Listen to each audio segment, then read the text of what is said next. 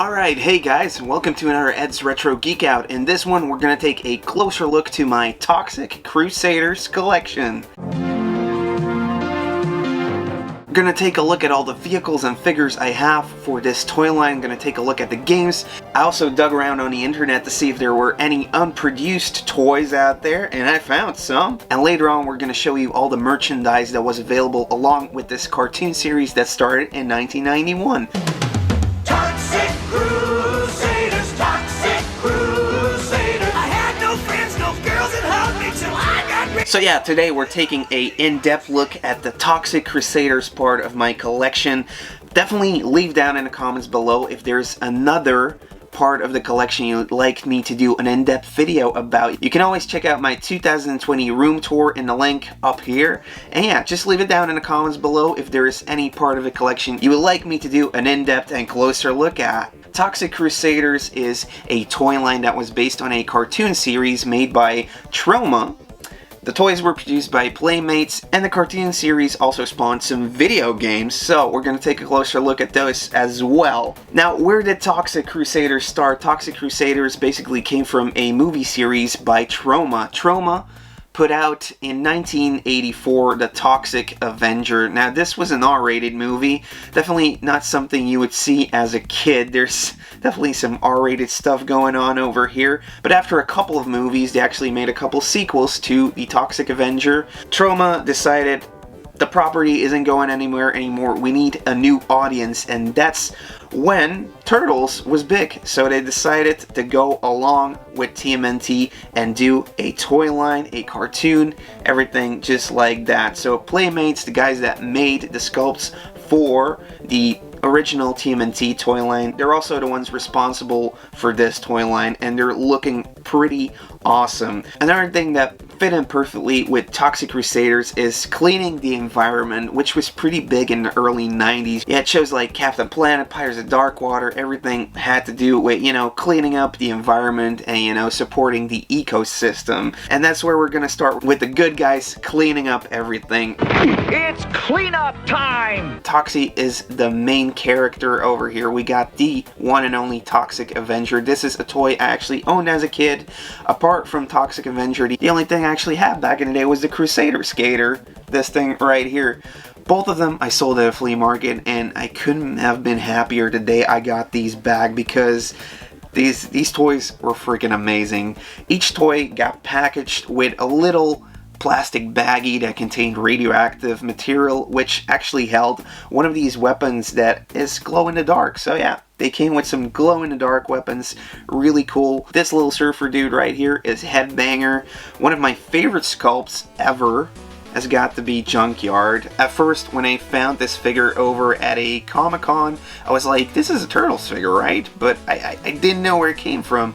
And then eventually, it started ringing a bell. Yeah, this is probably Toxic Crusaders. Junkyard, a mutation with a taste for doggy bones, and Headbanger, half mad scientist, half party animal. Then we got Major Disaster, who comes with just an arsenal of really cool weapons. He's got a knife. He's got this plan because he can actually control plant life and use that to his advantage.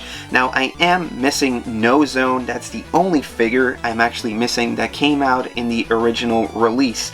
Over on the other side over here, we got the bad guys. This is Dr. Killamoff. We got Psycho. This dude is apparently some kind of a android brain. And then on the Smock Cycle, we got Bonehead. Bonehead is actually one of the figurines that his head glows in the dark, so that's always a cool feature. And probably the only army builder that came out is the Radiation Ranger right here. I only have one right now, but I'm looking to add a lot more to my collection. Maybe you noticed these little pamphlets I got over here. These pamphlets basically came with a turtle on card I had found, and it kind of just swooped out like this, and I was like, this is cool. This is like one of the first, you know, little ads for Toxic Crusaders. So it basically just says Toxic Crusaders, action figures and accessories.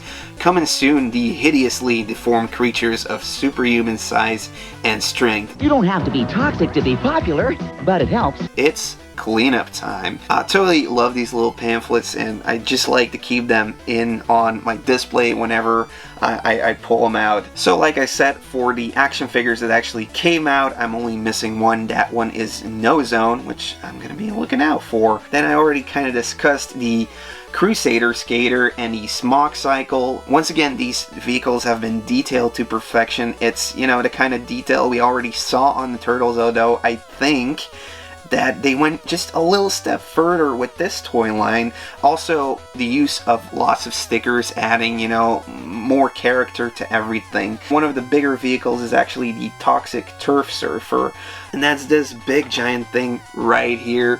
Lots of guns on this one.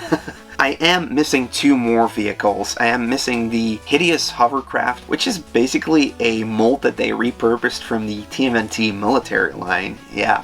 And then one thing that is definitely on my list, something I want to get boxed, has got to be the Apocalypse Attack Copter. This is the helicopter that Dr. Killmoth is flying around in, and it looks freaking amazing. It looks freaking amazing. It's something I definitely want to get. Gaming wise, all of the games that came out, I pretty much have them. The ones that came out for home consoles, you got the Game Boy game, which isn't really like too good. It's just like a platformer, and you get to shoot around and you get to pick out of all the good guys. So it's okay. It's not too bad, but it's not a game I would recommend. It's also kind of rare, so it's pretty pricey.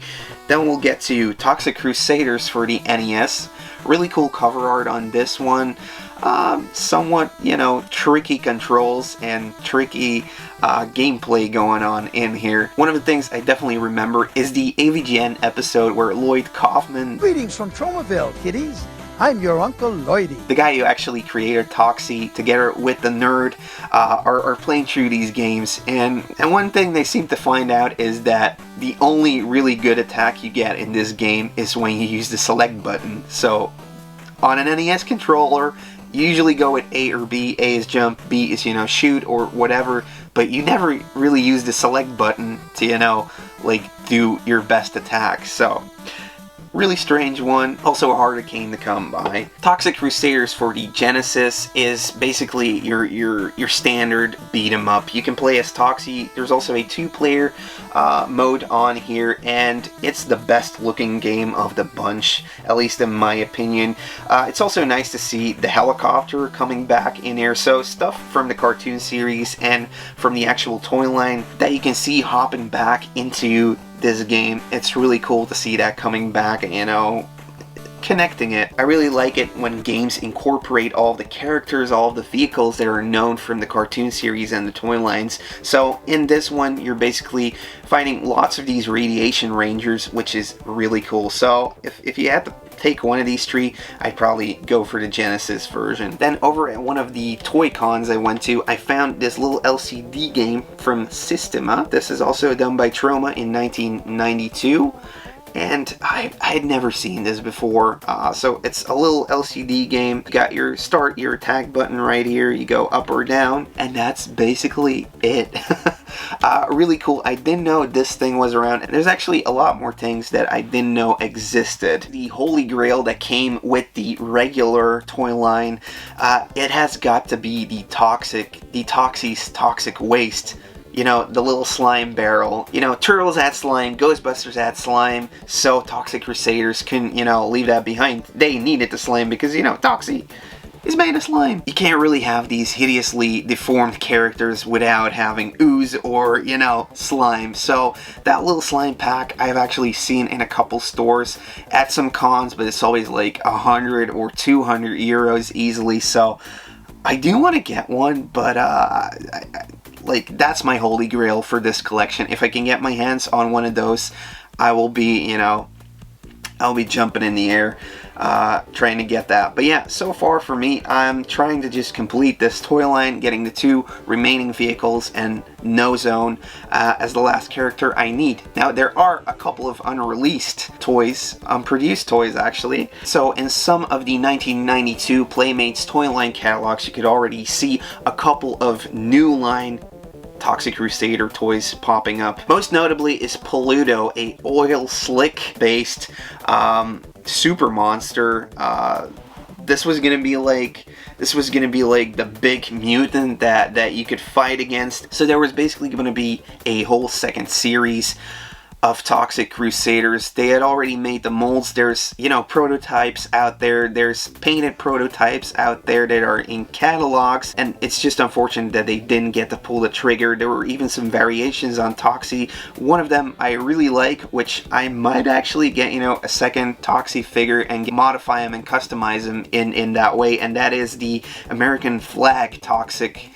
And that is the American flag Toxie. He looks pretty darn cool, so I'm hoping I can do that. Now, as far as other merchandise and collectibles that I'm still on the lookout for, there is one giant Toxie, which is a bootleg, so I'm gonna be on the lookout for that. That is definitely also a holy grail. There's a board game, there's some collector's cards, there's, you know, comics out there. So yeah, enough for like, there's definitely a ton of stuff out there for Toxic Crusaders collectors. Knowing that there was only 13 episodes released, but you know, with reruns, it kept, you know, coming back to the people's attention. There's still lots of merchandise out there. So yeah, this is a little in-depth look at my current Toxic Crusaders collection. And definitely leave down in the comments below what part of my collection you want to see me do an in-depth video on next. Thank you so much for watching, and I will see you in the next video. Bye!